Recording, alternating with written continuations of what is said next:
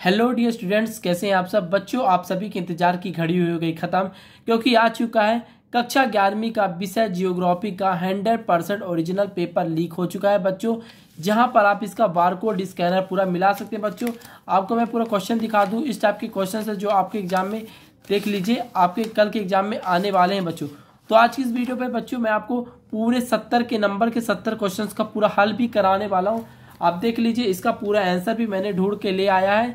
बस आप सभी को करना क्या है, जल्दी से वीडियो को लाइक कर लेना है, चैनल को सब्सक्राइब कर लेना है और अपने दोस्तों तक इस वीडियो को जल्दी जल्दी शेयर कर देना है, क्योंकि आज इस वीडियो को आप पूरा कंप्लीट देखने के बाद कल के एग्जाम में आप 70 में 70 लाने पे आपको कोई भी नहीं रोक सकता है। तो चलिए बच्चों, वीडियो स्टार्ट करते हैं। और आप सभी को बता दें, यह पेपर है यह जो वीडियो वाला पेपर है किसी भी वक्त डिलीट हो सकता है, तो इसलिए आपको सबसे पहले वीडियो को डाउनलोड कर लेना है। और बता दें, यह जो क्वेश्चन पेपर है हिंदी और इंग्लिश दोनों माध्यम के छात्रों के लिए यह पेपर होने वाला है। तो जल्दी से चलिए वीडियो स्टार्ट करते हैं बच्चों, ठीक है। और यहाँ पर आप देख सकते हैं, यहाँ पर आपको कुछ निर्देश दिया गया है। आपके पास टाइम है तो पढ़े, नहीं है तो कोई दिक्कत नहीं है, ठीक है ना। उत्तर कोई खास बात नहीं है इसको।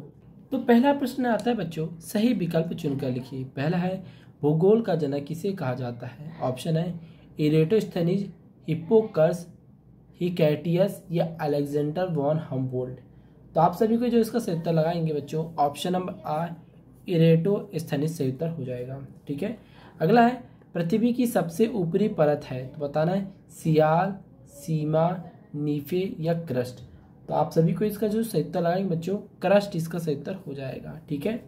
अगला आता है, अधात्विक खनिज है, तांबा, सीसा, सल्फर, एल्युमिनियम। तो आप सभी को इसका सही उत्तर लगाएंगे सल्फर होगा, ठीक है। अगला है, ब्रह्मपुत्र नदी का उद्गम स्थल है। ऑप्शन है मानसरोवर झील, दूसरा है डल झील, तीसरा है नैनीताल झील, चौथा है राकस झील। तो आप सभी को जो इसका सही उत्तर लगाएंगे, ऑप्शन नंबर क्या होगा बच्चों, आ मानसरोवर झील हो जाएगा, ठीक है। नेक्स्ट है, भारत के किस राज्य में उष्णकटिबंधीय कांटेदार वन पाए जाते हैं। ऑप्शन है तमिलनाडु, महाराष्ट्र, गुजरात या राजस्थान। तो जो आप इसका जो सही उत्तर लगाएंगे बच्चे, राजस्थान इसका सही उत्तर हो जाएगा, क्योंकि आप सभी को जानते हैं कि महाराष्ट्र में पानी की बहुत ही कम मात्रा है, जिसके कारण वहाँ के पेड़ों में, वहाँ के जंगलों में उष्णकटिबंधीय प्रकार के वन पाए जाते हैं। इसके बाद बच्चों, जो इंग्लिश माध्यम के छात्र छात्रा हैं, यहाँ पर से इन सभी प्रश्नों का उत्तर प्रश्न टिक कर लेंगे और साथ में इसका आंसर भी टिक कर लेंगे, ठीक है। इसके बाद आता है बच्चों प्रश्न क्रमांक 2, रिक्त स्थान में सही विकल्प चुनकर लिखिए। पहला है, भारत विश्व का बिंदी बिंदी बड़ा देश है। तो बताना है पहला, सातवां या पांचवा। तो आप सभी को जो इसका सही उत्तर टिक लगाएंगे बच्चों, सातवां इसका सही उत्तर हो जाएगा, ठीक है। अगला है, इकोलॉजी शब्द बिंदी बिंदी भाषा का है। तो बताना है ग्रीक, लैटिन या अंग्रेजी। तो आप बताओगे बच्चों किसका है, ग्रीक का है। किसका, ग्रीक का है, ओके।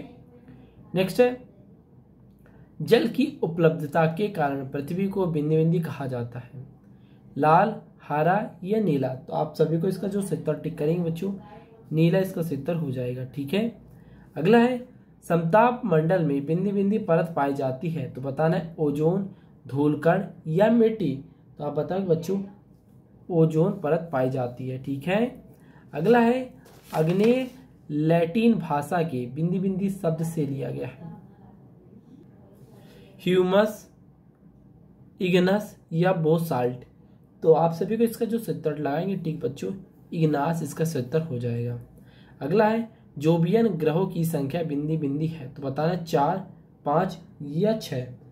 तो आप सभी को इसका सही उत्तर टिक लगाएंगे बच्चों, प्रश्न क्रमांक हो जाएगा 4। ये जोबियन ग्रहों की संख्या टोटल 4 होती है बच्चों। और उन ग्रह का मैं आपको नाम बता देता हूँ, ये आपके बेसिक नॉलेज में काम आएगा। होता है बृहस्पति, शनि, यूरेनस और नेपच्यून होता है, ठीक है। इसके बाद बच्चों, जो इंग्लिश माध्यम के छात्र छात्रा हैं, यहाँ से इसे नोट डाउन कर लेंगे और उसका टिक कर लेंगे, ठीक है। इसके बाद आता है बच्चों प्रश्न क्रमांक 3, सही जोड़ी बनाकर लिखिए। ऑप्शन है आंतरिक ग्रह कौन सा है। तो आप में इसमें सही भी टिक करेंगे, शुक्र होगा, ठीक है। दूसरा है, नदी निक्षेपण क्या है। तो आप बताओगे बाढ़ का मैदान। क्या बच्चों, बाढ़ का मैदान है। थर्ड है, उत्पादक क्या है। तो आप बताओगे उत्पादक हरे पेड़ पौधे, कौन बच्चों, हरे पेड़ पौधे हो जाएगा। ठीक है, अगला है पड़ोसी देश कौन सा है, तो आप बताओ बच्चों पड़ोसी देश आपका कौन है, श्रीलंका है। ठीक है, नेक्स्ट है लूनी नदी, तो आप बताओ कि लूनी नदी कहाँ है, तो आप बता दो कि लूनी नदी का बच्चों राजस्थान में है। ठीक है, इस प्रकार से आपके सही जोड़े हुए कंप्लीट। जो इंग्लिश माध्यम के छात्र हैं यहाँ से इसे नोट डाउन कर लेंगे।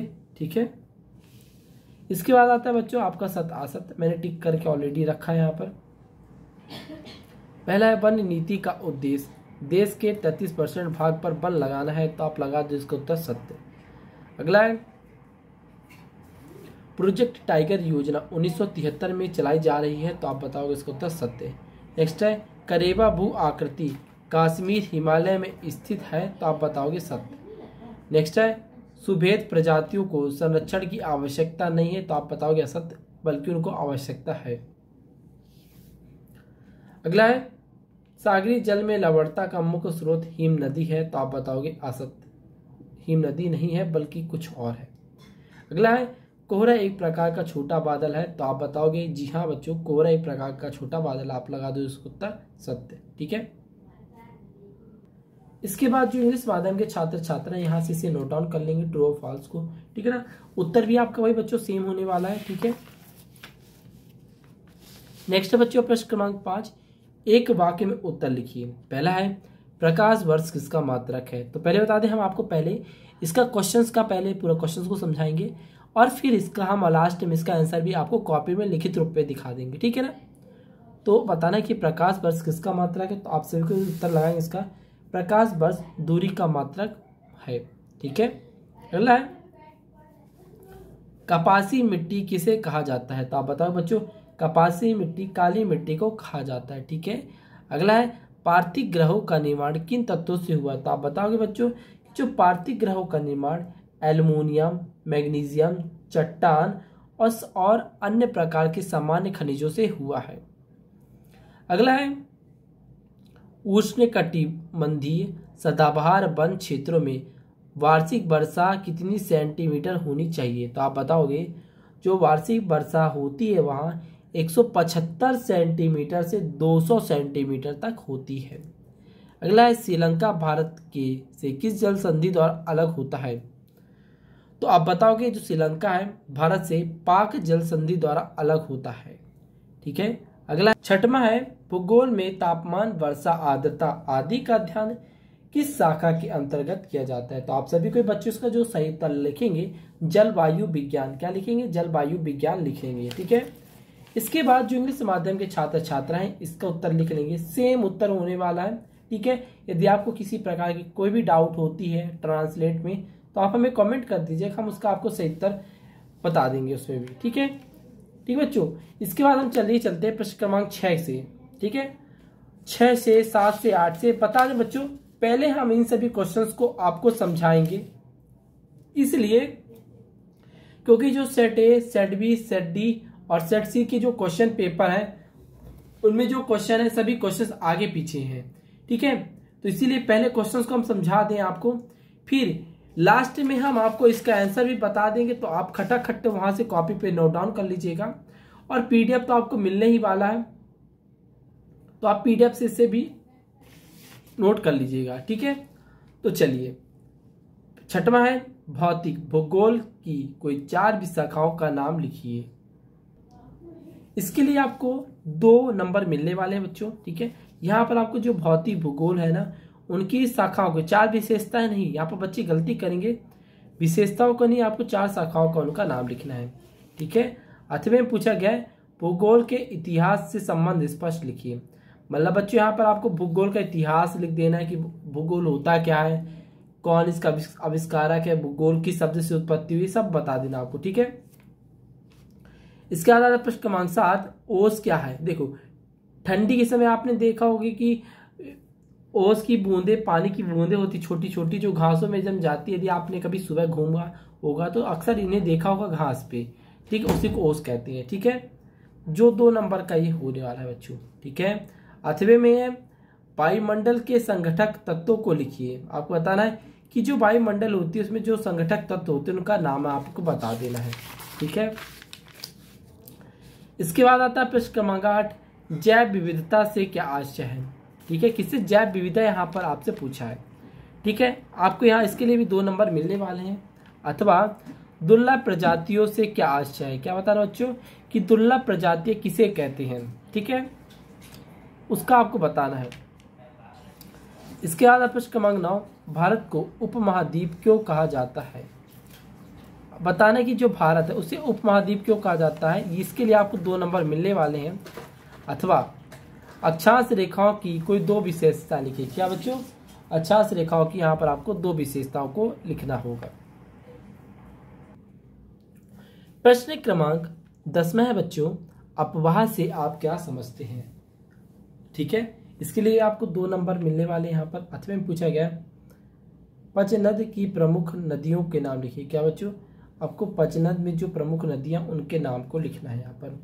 इसके बाद आता है प्रश्न क्रमांक 11, डेल्टा किसे कहते हैं? यहाँ पर आपको इसके लिए 2 नंबर मिलने वाले कि डेल्टा किसे कहते हैं। अथवा अरब सागर में गिरने वाली 4 प्रमुख नदियों का नाम लिखना है। किसका बच्चों? यहाँ पर आपको नदियों का नाम लिखना है, लेकिन उन नदियों का नाम लिखना है जो अरब सागर में गिरती हैं। इसके बाद आता है प्रश्न क्रमांक 12, मृदा अपरदन के कोई 2 कारण लिखिए। ठीक है, यहाँ पर इसका नंबर आपको 2 नंबर मिलने वाले हैं।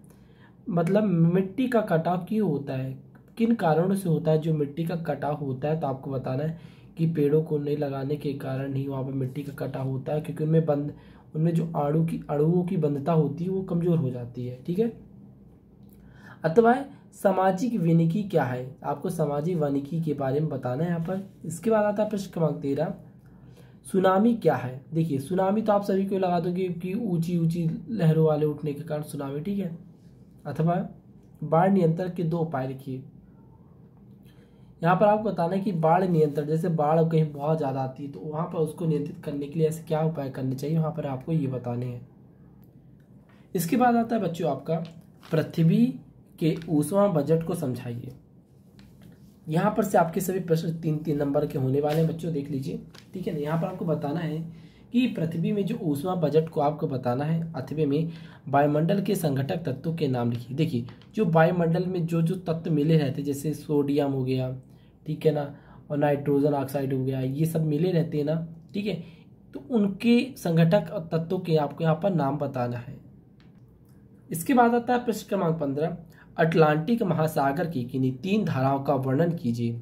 ठीक है, अथवा जल चक्र का सचित्र वर्णन कीजिए। यहाँ पर देख लीजिए, आपको 3 नंबर मिलने वाले हैं इसके लिए। तो यहाँ पर आपको बताना है कि अटलांटिक महासागर की 3 धाराओं का नाम लिखना है। ठीक है ना, ये सब कर लेंगे आप। इसके बाद आता है प्रश्न क्रमांक 16, प्रदीपी पठार की नदियों व हिमालय पर्वत श्रेणी की नदियों में अंतर लिखिए। क्या करना बच्चों? आपको प्रदीपी पठार की नदियों और हिमालय पर्वत की नदियों पे आपको क्या लिखना है? अंतर लिखना है। देखिए, यहाँ पर आपको अंतर जो है ना, टोटल 3 अंतर लिखने। कितने बच्चों? टोटल 3 अंतर यहाँ पर आपको लिखने होंगे इसके लिए। ठीक है, अथवा पूछा गया है गंगा नदी अपवाह तंत्र की 3 प्रमुख नदियों का वर्णन कीजिए। किसका? गंगा नदी जो अपवाह तंत्र है, इनकी 3 प्रमुख नदियों का आपका वर्णन करना है। इसके बाद आता है प्रश्न क्रमांक 17, भूकंप क्या है? भूकंप आने के 2 कोई कारण लिखिए। अथवा भूस्खलन क्या है? इसके 2 दुष्परिणाम लिखिए। तो आपको बता दें बच्चों, यहाँ पर आपको पहले लिखना क्या है? भूकंप। देखो, पहले तो भूकंप का परिभाषा दे दोगे और यहाँ पर बताना है कि क्या कारण है कि भूकंप आता है, वो 2 रीजन लिख दोगे। तो इस तरह में आपको यहाँ पर 3 नंबर मिल जाएंगे। ठीक है, भूस्खलन में बताना है मिट्टी का कटाव कैसे के कारण होता है, क्या दुष्परिणाम होता है, बता देना। ठीक है, इसके बाद प्रश्न क्रमांक 18, भूमंडल ब्रह्मांड उत्पत्ति संबंधित बिग बैंग सिद्धांत की व्याख्या कीजिए। यहाँ पर बच्चों आपको बिग बैंग जो सिद्धांत आपके पाठ्य पुस्तक में दिए गए उसके बारे में आपको बताना है। अथवा पृथ्वी की आंतरिक संरचना का सचित्र वर्णन कीजिए। किसका बच्चों? जो पृथ्वी की आंतरिक संरचना होती है उसका बारे में आपको वर्णन करना है।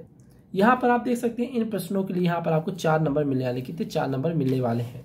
ठीक है, इसके बाद प्रश्न क्रमांक 19, सेल किसे कहते हैं? सेलों के प्रकारों का उदाहरण सहित व्याख्या कीजिए।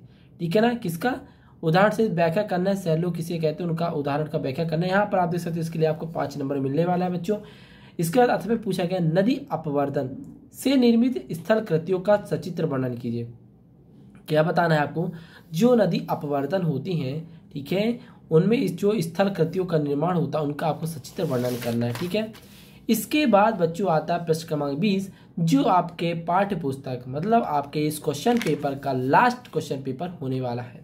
ठीक है, तो देखिए, तो क्वेश्चन नंबर 20 प्रश्न पूछा गया है, भारत के सीमाकार मानचित्रों के में निम्नलिखित को प्रदर्शित कीजिए। देखिए, आपको जब पेपर दिया जाएगा ना, तो आपको एक मानचित्र वाला पेपर दिया जाएगा, एक A4 साइज का पेपर दिया जाएगा, जिसमें आपका नक्शा बना होगा। उस बने बनाए नक्शे में आपको लक्षद्वीप समूह, सुंदरबन डेल्टा, नर्मदा नदी, बॉम्बे हाई और कान्हा किसली को प्रदर्शित कर देना है। यदि आपसे ये नहीं बनता तो कोई दिक्कत वाली बात नहीं, आप इसका अथवा में जो दिया गया भारत के इसका, यहाँ पर गंगा नदी, खब्बात की खाड़ी, काली मिट्टी का क्षेत्र, हीरा उत्पादक क्षेत्र और छोटा नागपुर का जो पठार है आप देख सकते हो, इन्हें आपको प्रदर्शित कर देना है बच्चों। ठीक है ना, जो इंग्लिश माध्यम के छात्र छात्राएं यहाँ से इसे नोट कर लेंगे। तो इस प्रकार से बच्चों आपने देखा, मैंने आपको जितने क्वेश्चंस कराए थे उन सभी क्वेश्चंस का मैंने इधर तक के सभी क्वेश्चंस का आपको पूरा फुल टू फुल सोल्यूशन करा दिया। बट जो क्वेश्चन इधर से है, इन सभी क्वेश्चंस के लिए मैंने एक नई वीडियो अपलोड की है, जहां पर मैंने इन सभी क्वेश्चंस का पूरा फुल टू फुल आंसर बताया है। तो आपको जो क्या करना है, इसके बाद एक नेक्स्ट वीडियो अपलोड होगी जहां पर आपको इसका पूरा का पूरा उत्तर मिलने वाला है। तो आपको करना है क्या छात्रों, जल्दी से वीडियो को लाइक कर लेना है, चैनल को सब्सक्राइब करके जो लाल कलर का घंटी का आइकन होगा ना, उसे ऑन जरूर कर लीजिएगा, ताकि इसके आंसर शीट की वीडियो जैसे ही अपलोड हो उसका नोटिफिकेशन आपके मोबाइल में सबसे पहले जाए और आप अपने एग्जाम की तैयारी बहुत ही अच्छे तरीके से कर सकें। और इस वीडियो को अपने दोस्तों तक शेयर जरूर करिएगा बच्चों, क्योंकि अभी तो मैं आपको सेट ए का क्वेश्चन पेपर लेकर आया हूं, इसके बाद मैं आपको सेट बी का, सेट सी का एंड सेट डी का लगातार चारों सेट का क्वेश्चन पेपर देने वाला हूं। तो आप बता दें बच्चे, तो जल्दी से शेयर जरूर कर लीजिएगा। ठीक है, और ये वीडियो किसी भी वक्त डिलीट हो सकता है, तो प्लीज जल्दी से चैनल को सब्सक्राइब कर लीजिए, वीडियो को लाइक कर लीजिए और डाउनलोड जरूर कर लीजिएगा और अपने सहपाठियों को शेयर कर दीजिएगा। ठीक है दोस्तों, तो आज के लिए बस इतना ही, फिर मिलते हैं नेक्स्ट वीडियो के साथ। जय हिंद, जय भारत।